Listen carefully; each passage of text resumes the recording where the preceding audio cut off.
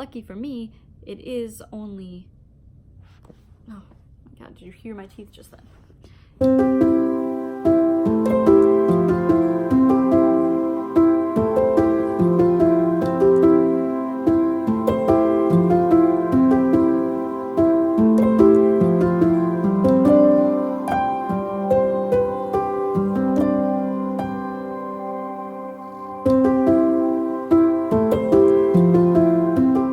Welcome to another episode of the Eventual Knits podcast. Today is Tuesday, September 17th, 2019. My name is Leah. I am known as Miss LJV on Instagram and Eventual on Ravelry. It has been about a month since the last time that I have podcasted, and a lot of that is because of traveling. I have been all over the place for the last 3 weekends, and it's a pretty busy time of year at work, and I am really working on a lot of different things, which I will talk more about in towards the end with my life stuff. But I've missed you guys. I thought about podcasting a lot. I have been listening to a lot of podcasts. I've been trying to get into new podcasts and really into all things knitting. So let's jump right in. First things first, I don't have any finished objects really for this episode. The closest that I have is I am working on a pair of socks for Steve, and I have finished the first sock. So I've only knit one other pair of socks for Steve before, and they were knit in Ogle Design Fiberworks yarn, and I think that that's thicker than this yarn, or yeah, thicker than this yarn. This yarn is Canon Handdyes in the Polar Opposites Castle in the Sky colorway. Charles Merino, 80% merino, 20% nylon. It's in 200 yards, so it's in the Polar Opposites. It did come with the mini skein that I have here. Ooh. Also, I got a new phone, so I use the iPhone Forever plan on Sprint, and my lease has been up for a while. I realized that I was paying the same month to month that I would if I would have just upgraded the phone. So I had an iPhone X or an iPhone 10, however you call it, and I just upgraded to the XR or 10R, whatever you want to call it. I call it the X and XR. It sounds way cooler to me. And yeah, so I feel like the focus is really nice on this camera. Anyway, this is the Polar Opposites. This is Castle in the Sky. So this is the blue-green, or green-blue. And then I have just started the second sock, and that will be in the actual blue-green. I hand wound this myself. I did it in the dark, basically, so it's not perfect winding. Wow, yeah, but I mean, I wound it, and it's completely wound up and ready to use, even if it maybe isn't the prettiest winding you've ever seen. I am ready to start that anyway. Oh, so I think so this is I think it's a little small. Steve, I was most concerned about this part right here because I was worried that if his heel was too long that this would end up being a little too short on his ankle, but Steve put it on and insists that it is fine. The length is good. It stretches nicely across his foot. I knit this top down. I did a 2x2 rib here, knit several rows stuck in it, and then I switched to the contrasting color for the heel, and I did an Eye of Partridge heel, which is my favorite. I really like the way that it ends up looking. I just used a basic sock recipe for turning the heel, and then I just knit, and then I just did a regular, again, wedge toe based upon a basic sock pattern, and I just kept going until I started knitting the toe where the decreases start. So I considered doing some of the decreases in the main color and then doing some in the contrasting color, but then I was thinking like his toes are, I mean, he has a man foot, his toes are pretty big, so it won't look as weird on his foot as it would on mine. This is like a quarter to a third of my foot, and so it would look really strange on my foot, but on his man foot it will stretch and widen out.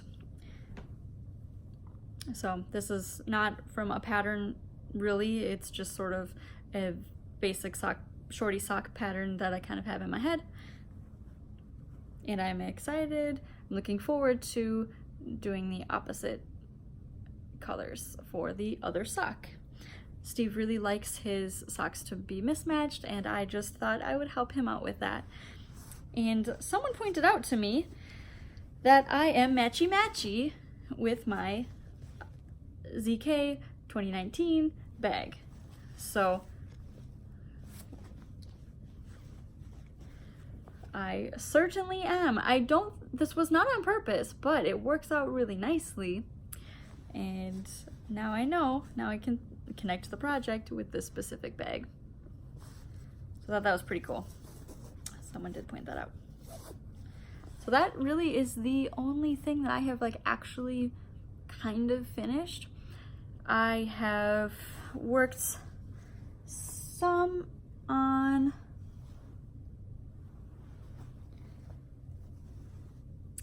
my tank top, my Cityscape tank by Paper Daisy Creations, Lisa Ross.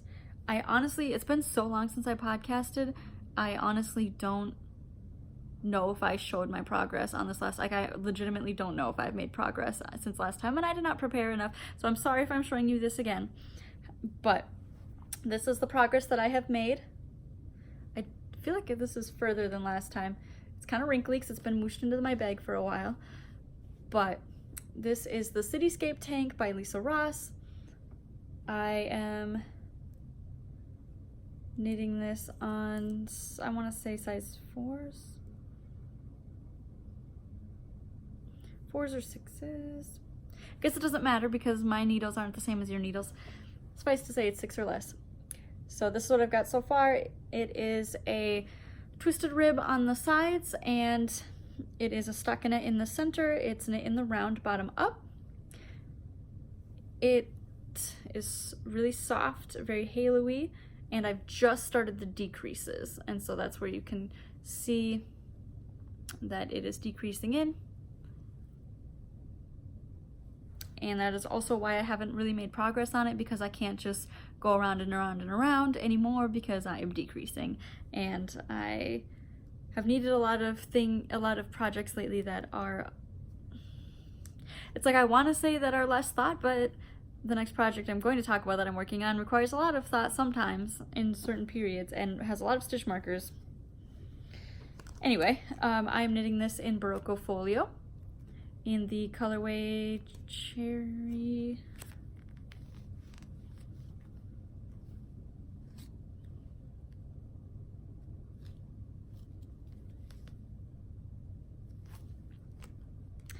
It says color 4551. Is that really the color? Well, it's like a cherry red. A heathered cherry red. I don't have any fancy stitch. Oh, that's not true. I have these little stitch markers, which I really like for this project. They work very well for it. And that is, again, in my Legend of Zelda bag. I fell behind as usual again on my Whether or Not scarf by Scott Rohr, so I'm not going to show you that right now. I have a few days left of August, and then I will show that to you. I will show that next time. I should have been caught up and I should be doing it. What happened? Okay, so what happens on that scarf is that it goes by super fast if you just knit a row a day. However, you can't knit for the current day, you have to knit for the previous day, and so if you are caught up you have to wait. And so I have to be like, okay, well, I'll just wait for a couple days, because it goes based off of, it's knit based off of the high for the day. And so you can generally assume that it will not be any warmer in the afternoon, let's say after 4:00 p.m. However, the weather won't necessarily post that until the following day. And so I let a couple days go by, and then I forget about it, and then all of a sudden it's a week, and then all of a sudden it's 2 weeks, and now I have almost a whole month to knit, to catch up. Each row is done in garter and stockinette, so it's not super difficult or time consuming even. It's not a very wide scarf, but it adds up, and I'm so sorry. While I'm here, you may have noticed I have a new mug. You guys, I wanted this mug so badly for so long. This mug is from Mud and Yarn, and she does shop updates. Okay, I have purchased tickets and items and yarn and shirts and so many different things that people say, like, oh, they sell out so quickly, wow, ooh, you know, and then maybe they sell out within, like, 5-10 minutes. Her mugs sell out so quickly that when you refresh Etsy, like, it's like, oh, I'm doing a shop update at 6 p.m. or whatever, 9 a.m. I think is actually what it is. You refresh the page, the item number goes up, but you don't see any items in the shop because they've already been bought. So if you refresh again, then it's nothing. And for this shop update, I was refreshing like maybe 7 minutes before the hour. Like, I was refreshing the page so much because I wanted this mug so badly, and I didn't see anything show up in the shop at all. Like, I saw the number go up, I never saw anything show up, and then I saw the number go down. And I was really sad and really disappointed, and I could not believe, like, I thought something had glitched out. And to be fair, these mugs did glitch out and they did not post, but that was not what I encountered. That was not the issue that I saw.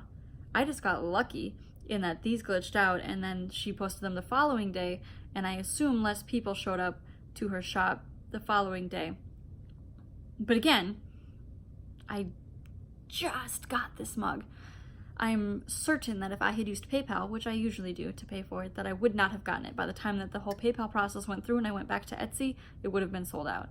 And because I was aware of what happened the previous day, I knew, like, just card it, just throw the card in. Like, I don't know why I usually go through PayPal, because I have cards on Etsy or have a card on Etsy.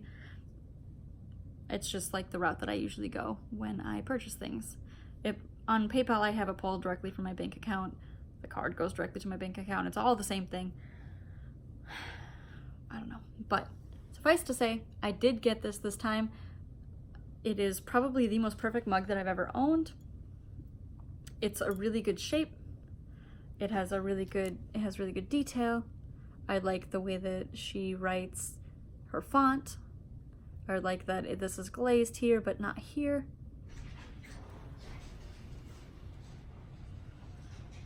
And yeah, the depth is fantastic. It holds liquid really well because it is a tea mug.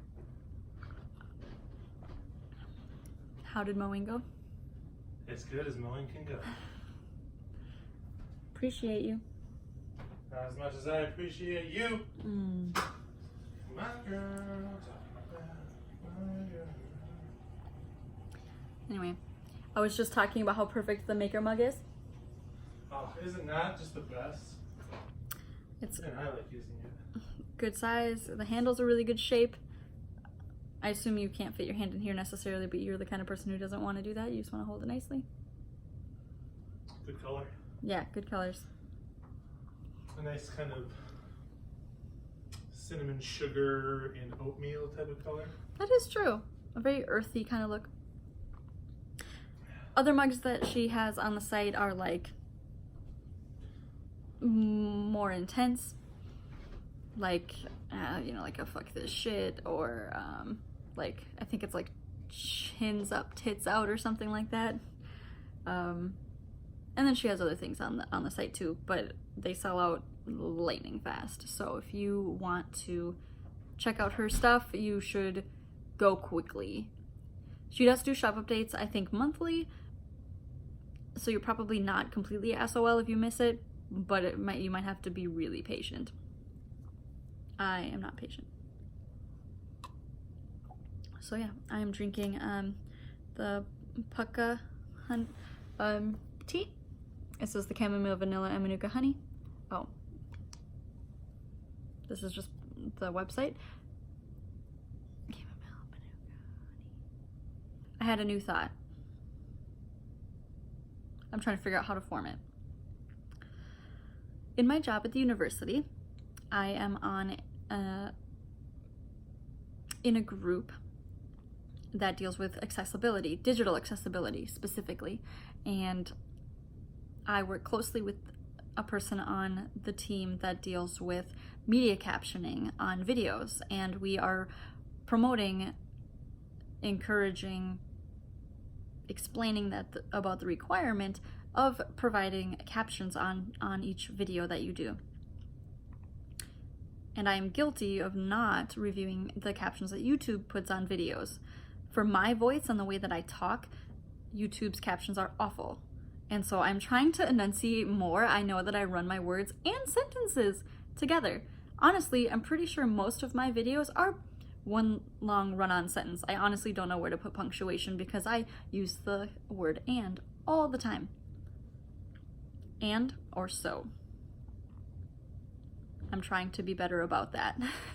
So if I sound weird and disjointed, it's because I'm trying to not only let the caption checker pick up my voice better, but also so that when I go back and edit my videos, which I need to do, that it is easier to actually edit and figure out where am I supposed to put a break in the conversation or in my statements.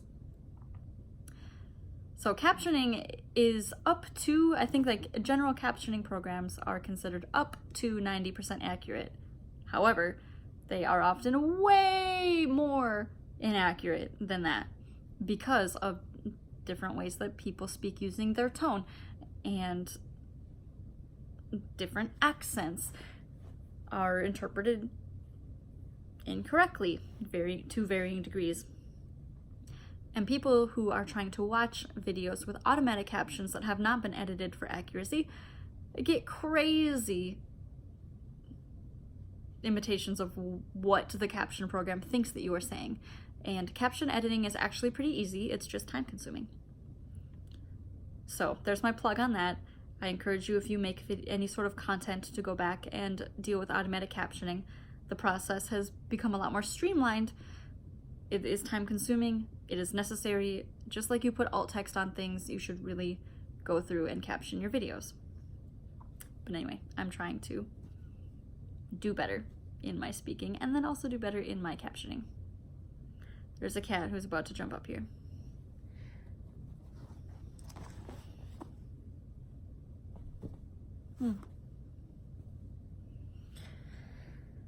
We were gone, as I said, we've been traveling. We were gone a lot again this weekend, and we have some very needy cats.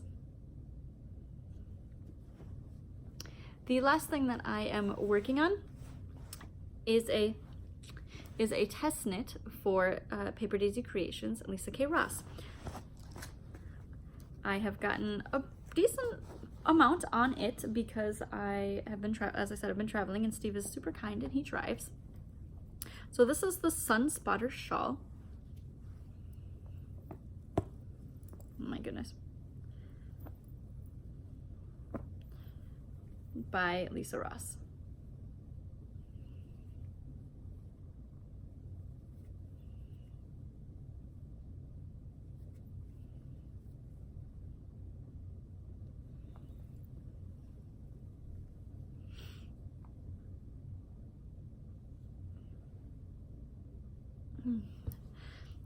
This is a shawl that is knit using a gradient, or It doesn't have to be using a gradient, honestly, but it looks really good with a gradient.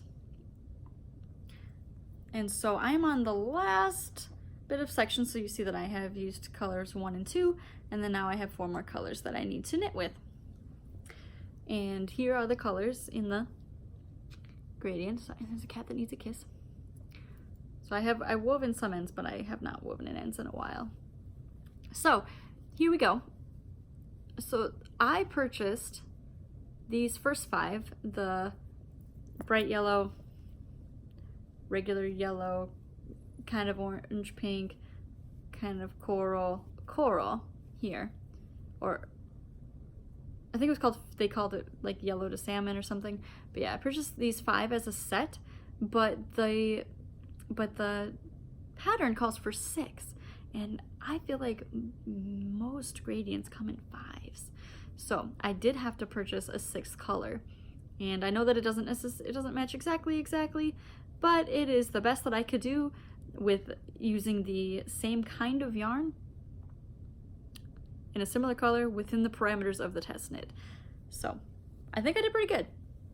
So this is where I'm at now. It starts out with just a few stitches, and then it increases and uses a slip stitch in the middle, or it's not a slip stitch. It is a fun pattern stitch. And then these are called sunspots. I assume that they will, yeah, see, once I block it, they'll open up really nicely. And then garter in the middle. And then now it's the reverse, where the thick areas, or the thicker bars, are garter, and then sunspots in the main color. All of these are Wonderland Yarns, including the blue, my main color,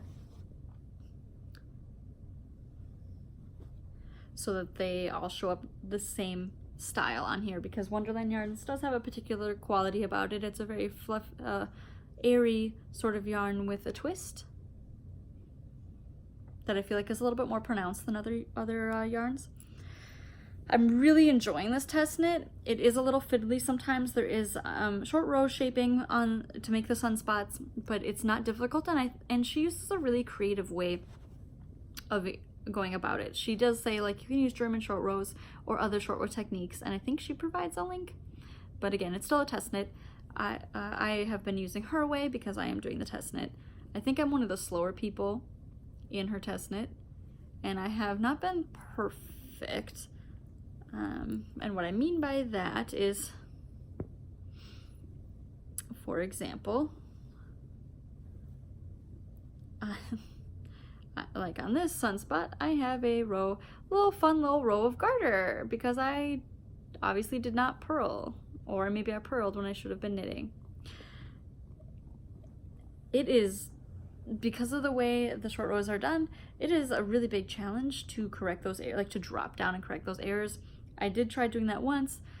I messed up one at the very beginning, and I noticed it a couple rows later, and I did undo like that sunspot section, and then I was like, oh my god, I have ruined this whole thing. I have no idea how to fix this, like no clue, because the sunspot, like, I understand what I'm doing when I'm making the sunspot using her technique, but I don't know how to recreate it without completely starting that over. And so I was like, oh my god, I've undone this whole chunk, but it uses more than just individual stitches. Like, you're not actually doing like decreases, but the way that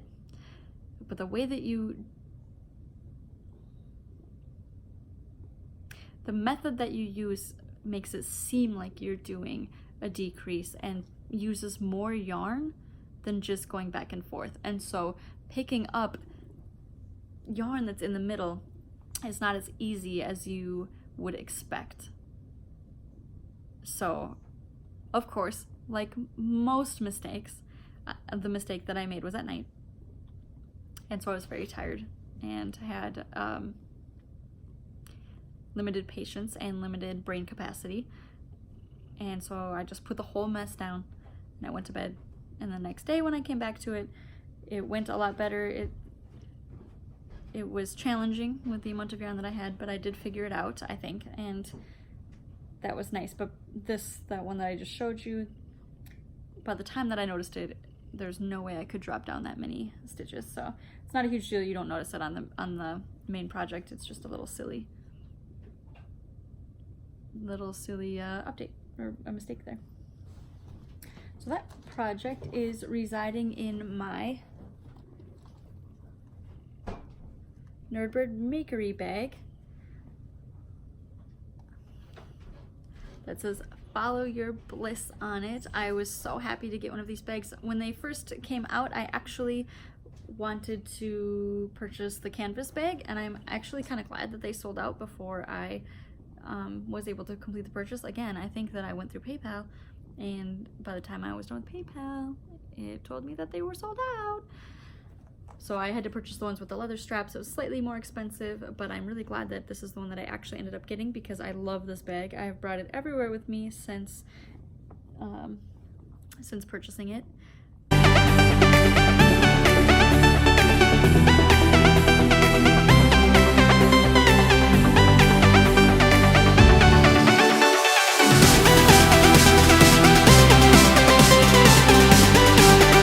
It features a woman of color with yarn balls in her hair and needles in her hair, and I just love this bag. I take it everywhere with me. I've taken multiple pictures of it in places, traveling with me, showing it off to people. I hope people really like it. I always am trying to bring awareness and attention to Nerdbird Makery's items.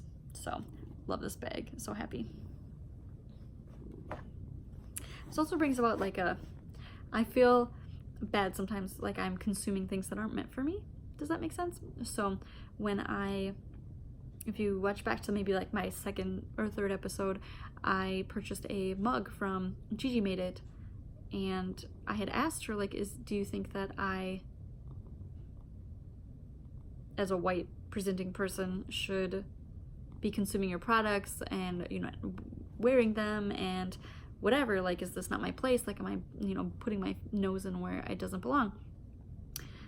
Like, am I a white person who already has a bunch of space and you know, like, everything is made for me?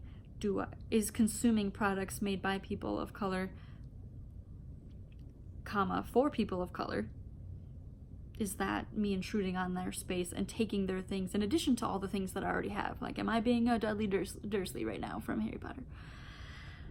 And the response that I've gotten is, of course not. Like, you are helping promote our products and normalizing these items. I'm sorry, you don't need to see some cat butthole. You know, but it is a thought that I have, and I am conscious and aware of that. And you should be too. So those are the things that I am actively working on. And there is a reason why I have less items that I'm working on right now, less projects, which I will talk about in a little bit. But in the meantime, I have a few projects that I also should be working on, like, at this exact moment.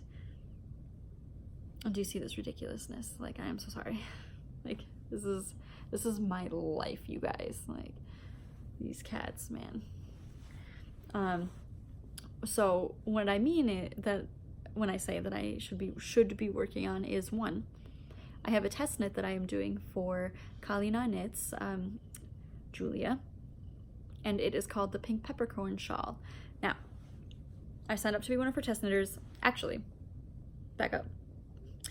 Like 4 months ago, maybe, she was doing a different test knit of a shawl that I loved, and it was her first design, the Duyan shawl, which I did buy yarn for, which I'm not knitting right now. But anyway, when she was test knitting, I really wanted to be a test knitter for it, but by the time I found the post, it was too late, and she was like, hey, but I really would like you to test knit my next shawl.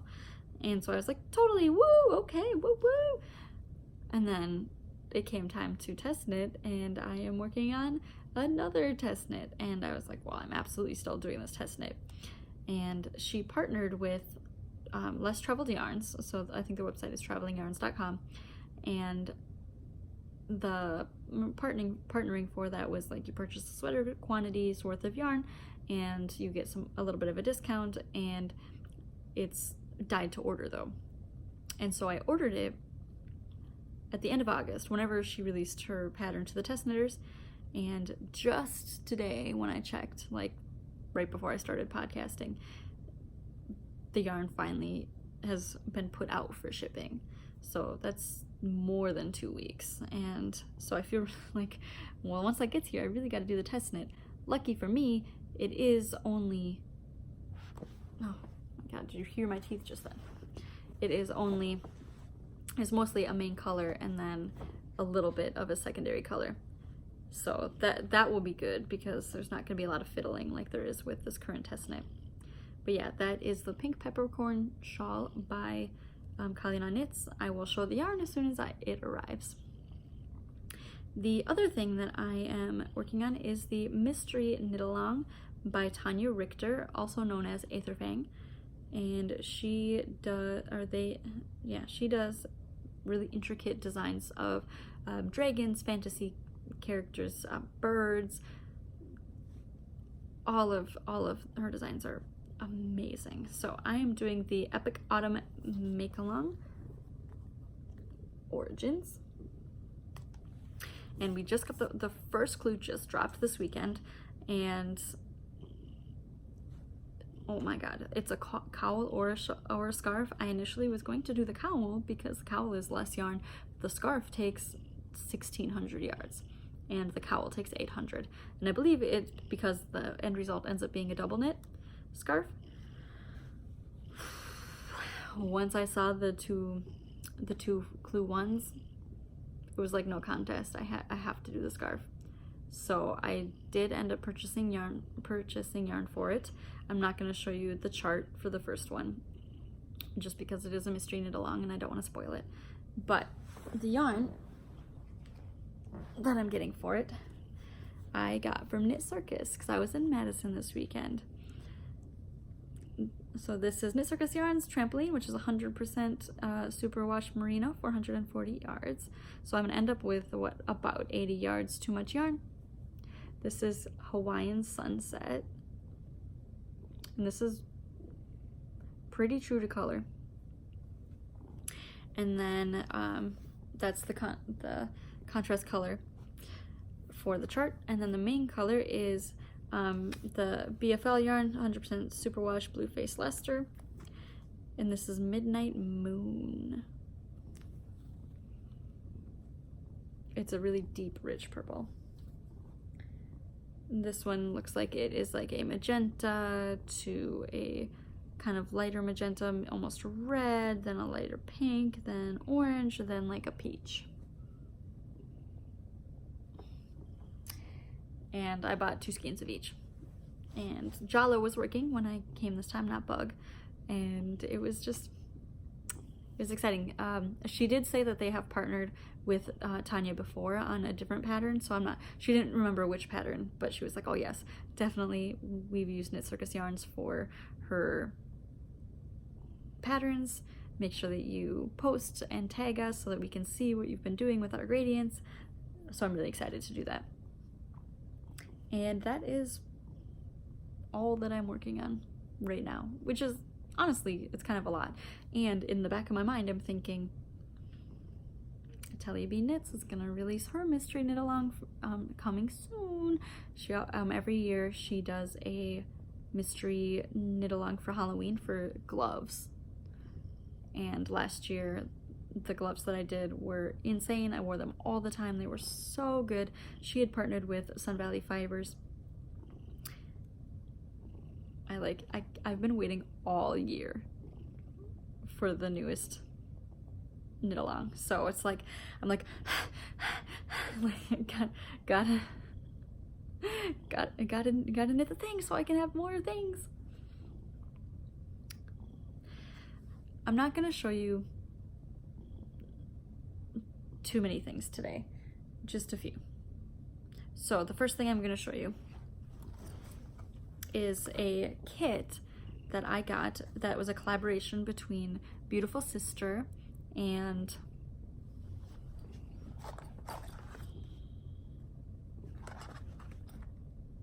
Orange Jellyfish Dream. So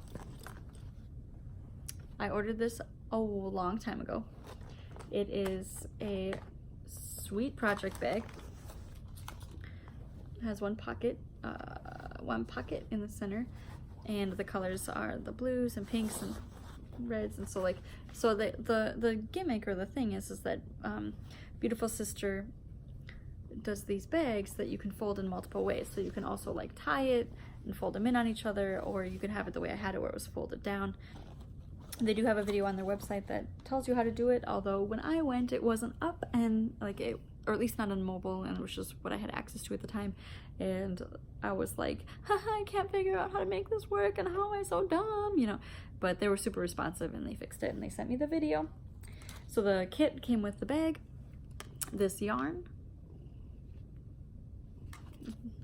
which is Orange Jellyfish Dream fingering, 438 yards, superwash merino, and this is it's called Portuguese Man o' War, so it's the jellyfish. It's really, really pretty. And then also came with it stitch markers, which match and are super pretty. I really, really love those like colors. So yeah, I ordered this kit a long time ago. It just came in the mail this week, and I could not be happier with it. You should definitely buy bags or yarn from either of those people. For yarns, the last yarns that I want to show you are actually, they come with a story. So a couple weeks ago, we were in Omaha, and I was really into the idea of, wow, could you please just sit narrow, please. Oh my god. So I was in Omaha, and I was really into the idea of local yarns. And so we went to one shop, and they didn't have any local yarns that I wanted to buy. And the owner talked to us at length about her shop practices and about how there are local yarns that are really good, but that her specific customers are not interested in them, and a lot of those colors are bright and happy and fun. But she did give us advice for other shops in the area, and she was really nice, and I did end up buying some yarns from her that were not exactly local, but were hand-dyed in small studio. But I did buy a stitch marker and a pin from her directly, and the store was ImaginKnit.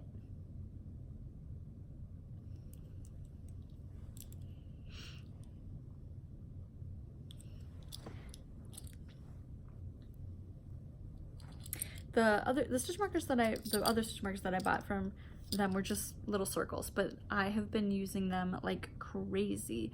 They are super convenient for how many stitch markers I need on my Sunspotter shawl. So that was nice, and I realized how much I really like just plain stitch markers. But I did go to another store in Omaha called Woolly Mammoth Yarns, and the woman who owns that shop was present also, and she said that she has just recently started dyeing. So she had a section of her store that was just dedicated to her own specific dyes. She also had a section that had like Angora and local wool roving, which I don't use, and I can not justify buying Angora. But I was feeling really autumny, and I bought 2 skeins of her Woolly Mammoth yarn. So this is Woolly Mammoth dyed. This one's called Endangered, and it's coming up a little more red, I think, on camera than it is in real life. I mean, like it does have some rich, vibrant, like wine colors, but it is, I feel like, more Woolly Mammoth brownie than red completely. Like, it's very tonal. And it is a 4-ply. The base is Archie. I assume that comes from a very specific animal. And it's superwash merino, 400 meters, 457 yards. So I'm gonna use that with this. And this color is also Archie. And this is, oh no,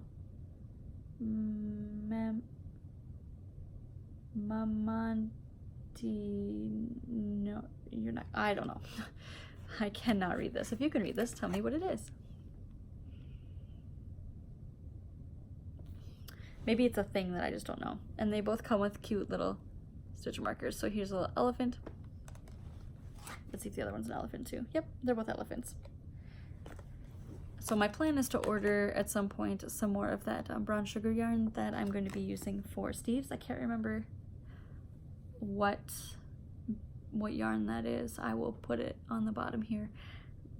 But yeah, so I'm going to make Steve a scarf. That's another thing for the fall. I have to make Steve his scarf too. And yeah, so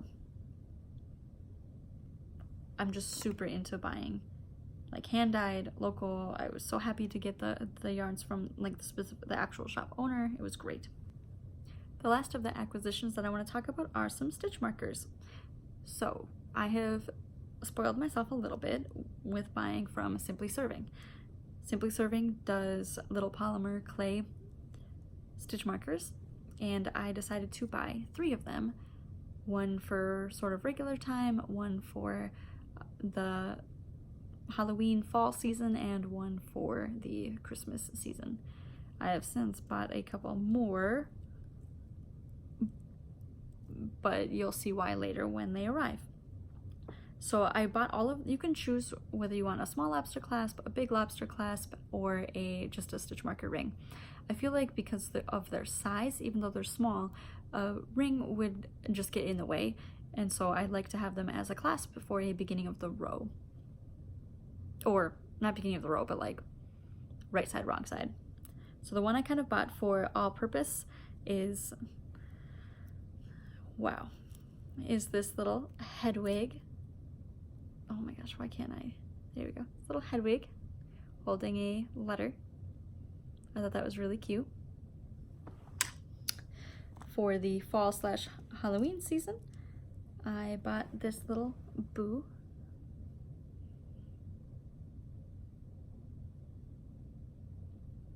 And this is extra cute because it glows in the dark. And then for the Christmas season, the one that spoke to me the most was this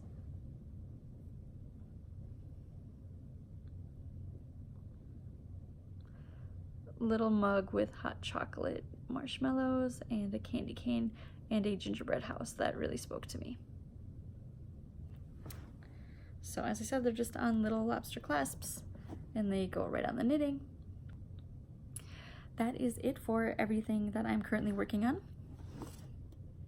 I also got the most recent issue of Pom Pom Quarterly, and I was looking through it. So the last issue of Pom Pom Quarterly was a more geometric issue, and this is called Sea Change, and so it is patterns, I believe, inspired by the sea.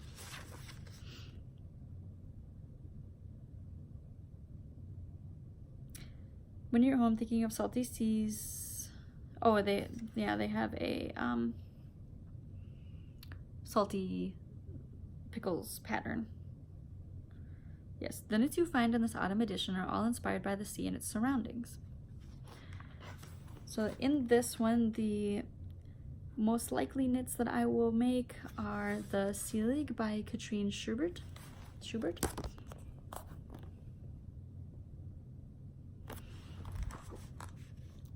It looks like garter with maybe slip stitches in a sort of wavy kind of pattern. It's 2-color brioche and garter stitches. I really like that. It is super, it is really pretty.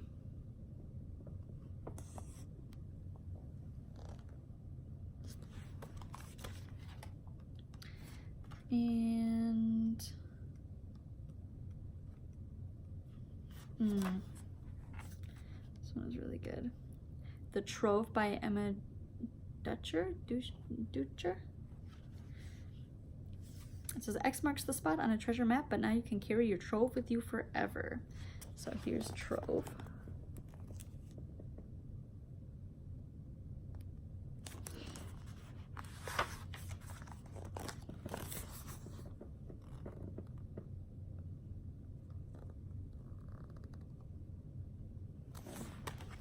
I really like slip stitches or patterns that have that sort of like stockinette sticking out, and then either brioche or garter underneath.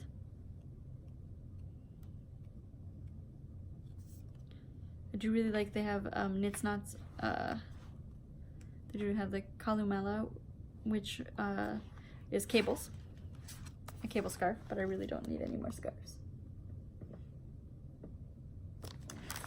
I definitely like this edition in terms of patterns more than the last one, but all the pictures in both are gorgeous, and I'm so happy that I have both of them. So you should really check out this issue of Pom Pom if you want to knit any of those.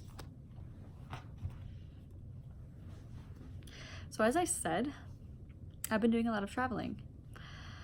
I think I am done with talking about knit stuff for the time being, so if that is all you're here for, see you later. I'm going to talk a little bit about my life stuff.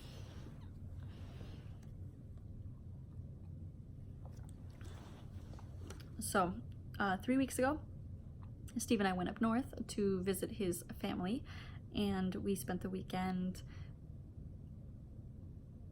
up there just hanging out, and we spent some time on the ATV. I sat behind Steve and he drove, and then whenever we'd stop, I would knit for a few stitches, not while driving.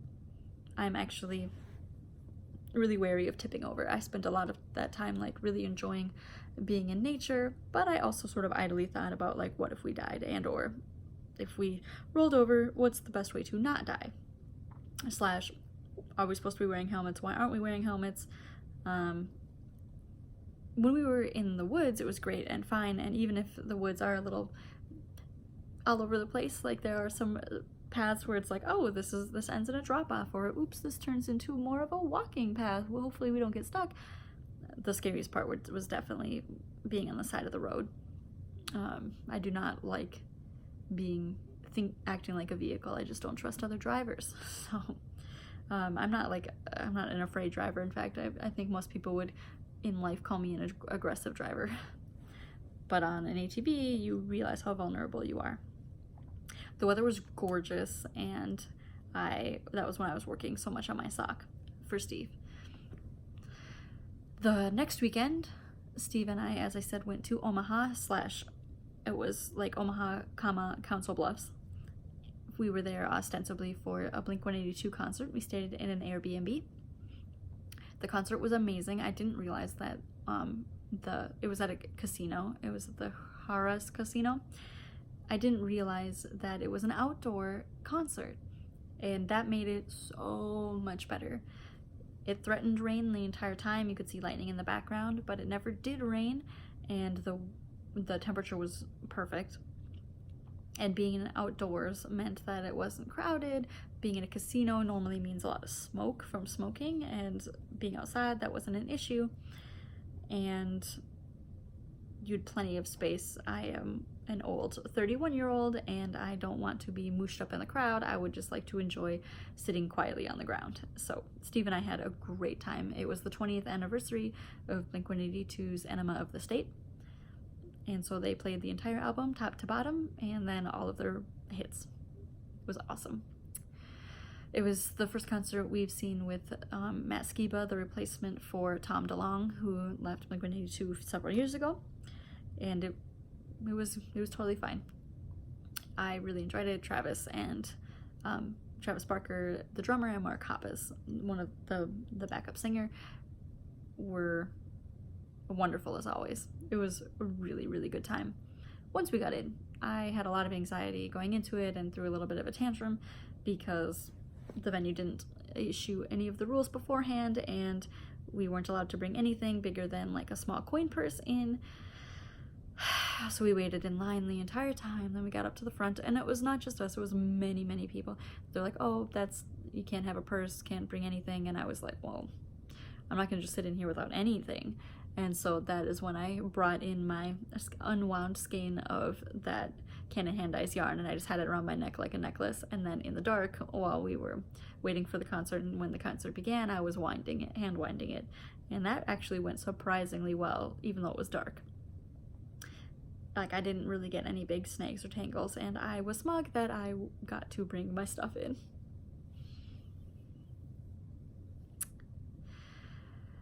being in Omaha, I planned this whole itinerary beforehand, and we were able to do some really fun mini golf. There's like a company that has 3 different mini golf courses in the area, or not even courses, like mini golf locations. The one that we went to was Jurassic Park themed, or like dinosaur themed, and there were 2 courses. They were ultimately more, I think, for children, but they were very difficult in a really fun way, and they were very well maintained courses. So we had wanted to do the 2 local ones. There was one that was a couple hours away somewhere else in Nebraska, but it didn't open until noon on Sunday, and we were definitely going to be on the road. It's like 5.5 hours from where we live, and so we did not want to be starting mini golf at noon when we needed to be home on Sunday in order to go to work on Monday. But the course that we did get to do was so fun.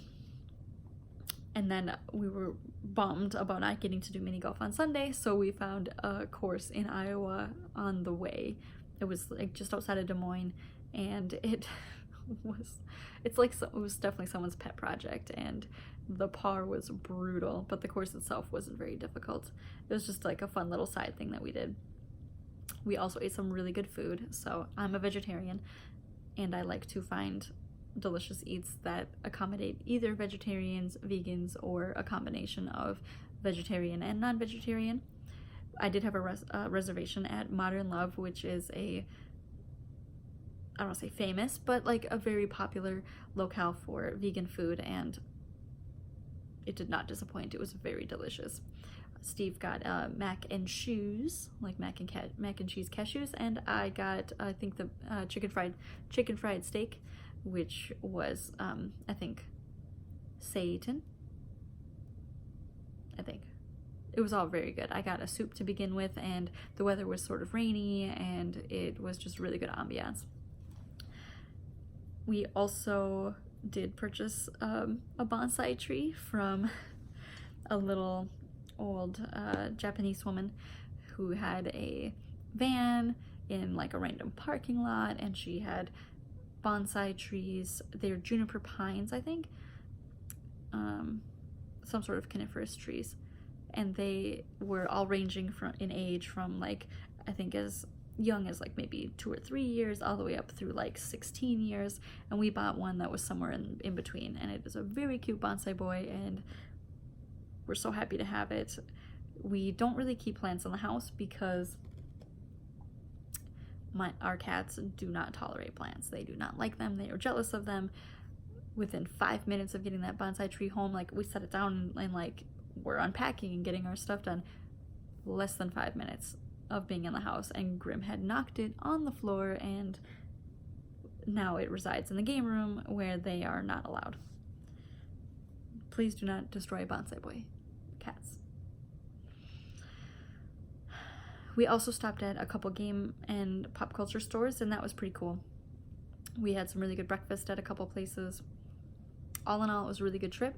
The Airbnb we stayed at was side by side. I think they called it a townhouse, but it was more like a condo. And it was definitely fine for our purposes. It was very centrally located, but like the outlets were kind of janky. One of the windows on the outside was broken, and so that second night, we didn't know this. We didn't until the following morning, but there was like this noise, this like really loud slapping noise, and it's the image that I conjured up hearing that noise was like a raccoon stuck in a trash can and the lid slapping up and down. And then when I went outside the following morning, I saw that it was because like a pane of glass had fallen out, obviously like however long ago, and so the remaining pane was just like waving against and hitting against the rest of the house, and that made sleep basically impossible. But it was cheap, and it was a good location, and we felt safe, and it had really good internet, which I needed. And yeah, it was a good time. This weekend, a couple days ago, we were in Madison, And we don't need an excuse to go to Madison, but we went to Madison because Nick Offerman is doing his All Rise tour. If you don't know Nick Offerman, he is from Parks and Recreation. He is best known, I think, as Ron Swanson, and he is married to Megan Mullally. If you know Karen from Will and Grace, I think that's what she's best known for. And yeah, so All Rise is a pretty political. He does some talking, like you know, some performing in that way, and then he also would play his guitar and sing songs to go with, to accompany his I don't want to call it stand-up because it wasn't stand-up, but just like his other interactions. And it was hilarious. I was uncomfortable the whole time because it's just too spot on, and the world is a nightmare, and it just makes me sad inside and also mad. But it was really good. We spent the weekend with our friends Ben and Sean.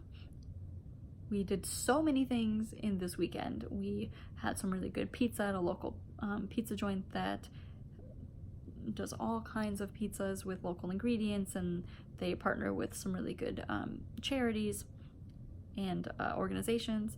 And we went to the concert, and then afterwards we had some decent food at one of the local chains.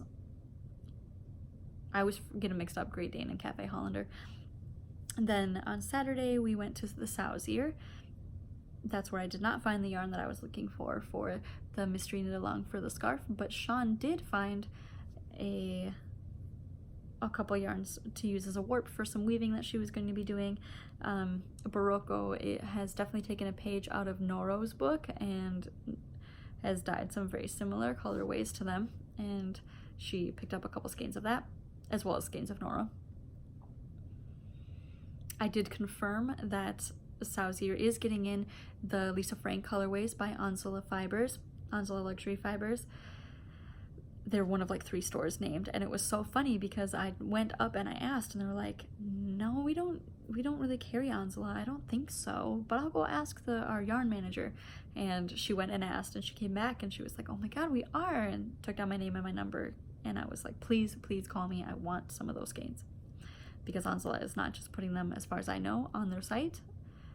I want some of that Lisa Frank yarn. Please go to Onsala's Instagram and look at how insanely Lisa Frank those colors are. My 90s childhood. After Sow's Ear, as I said, we went to KnitCircus, and that was a really good time, and I got those yarns. We also did 73 holes of mini golf at Wisconsin Dells. We drove the hour from Madison to Wisconsin Dells, and we meant to do all 5 courses, but one of the courses was closed, and so instead we did the 4 courses. The courses at Wisconsin Dells are pirate themed. Each hole does generally have an interesting pirate fact. There are some really unnecessary, stupid facts. One that comes to mind is, it said like, so-and-so became a pirate to escape his nagging wife. Like, get that bullshit out of here. Like, this is on a kid's course. This is so stupid. It makes me like, do not need to perpetuate the nagging wife trope. But other things about being a pirate were very interesting. And the courses were super easy and the same gimmicks, but it was a lot of mini golf, and that was fun. After that, we went to Halong Bay, and we were told the wait was going to be like an hour and a half, but several people in front of us gave up waiting, and so it was only like 45 minutes. And Halong Bay is super nice and lets you put your name on and come back. So we put our names on, then we went to the co-op and bought a couple snacks, and as always, I bought some cheese because when in Wisconsin, you buy cheese. And then we went back and got to eat, and it was delicious. Sunday, we went to the Door County Apple Orchard, picked some apples, ate some apple desserts. There was a family there where the mom made a comment, or maybe one of the children made a comment to the mom that there was yarn, and there was yarn there definitely from their sheep, and I was squishing it at the time, and I had a lot of fun petting the live sheep in the yarn, squishing my hands in the fur of the live rams, but the yarn that was there it's like you're aware of how itchy it is. And so they made a comment about like, oh, hey, there's yarn here. And I was like, yeah, but it's so itchy, you know, like that. And the mom like kind of like scoffed at me and said with like a really like superior tone, like, all wool is itchy. Or no, she said all real wool is itchy. And I was like, no, it's not. But I was not going to get into an argument with a mom and her 4 children.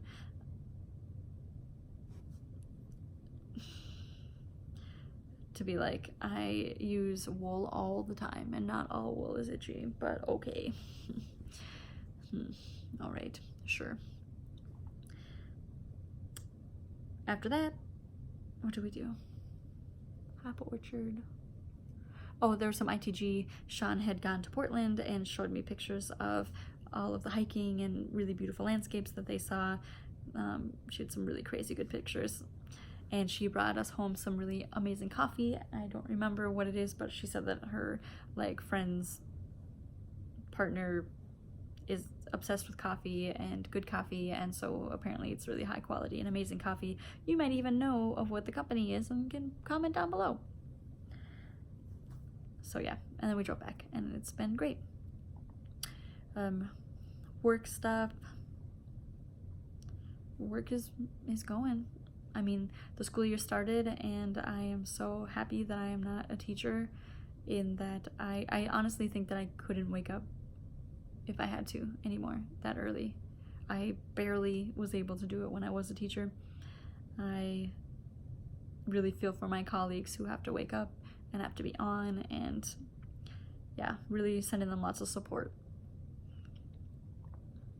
And yeah, I have a prior student of mine who is now a senior in high school contact me about like partnering with her on this origami project that she's doing, and so we're gonna meet this week, and I'm really excited. I love when former students contact me. So yeah, that's about it. I mean, it had been cooling down, feeling very fall for the last couple weeks here in Minnesota, but today was humid and hot.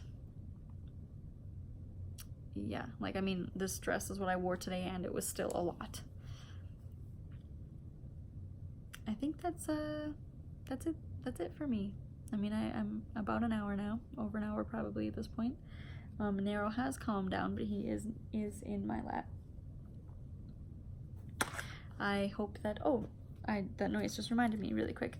So, when I've been knitting a lot on drives, I have been turning on the little overhead light. Besides being probably illegal, it is annoying for Steve because it ruins his ambiance for driving at night. And so at Knitting from the Heart, my local yarn store, they do sell these light things. Now, other podcasters, video podcasters I have watched wear these like little, like, they kind of look like those headphones or whatever they are, speaker headphone things that are like a long string. And I was worried that they wouldn't work for me because they point so far down, and so I never bought one. But Knitting from the Heart sells these little contraptions. They do take batteries, which is kind of annoying, but and so it's off, but then if you want to use it, you lift it and it turns on, and you wear it around your neck.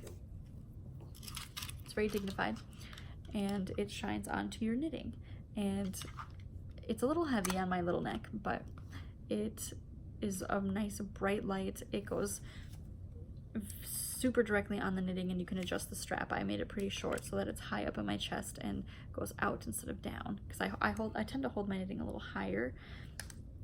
And yes, the brand is Beam and Read. It's a reading light. It says it's a reading light, and I'm sure you can use it as a reading light, and probably that's what it's obviously for, but it works great for knitting. I also use it downstairs at night in our like dimly lit basement. It's great. So yeah, you should definitely check it out. It's just readinglight.com if you'd like to order one, or check and see if your local yarn store carries one. It has made drives much better. Okay, I think that's really it. Thank you for sticking it out with me. I hope that you have a great couple of weeks, and I will talk to you guys again soon. Bye.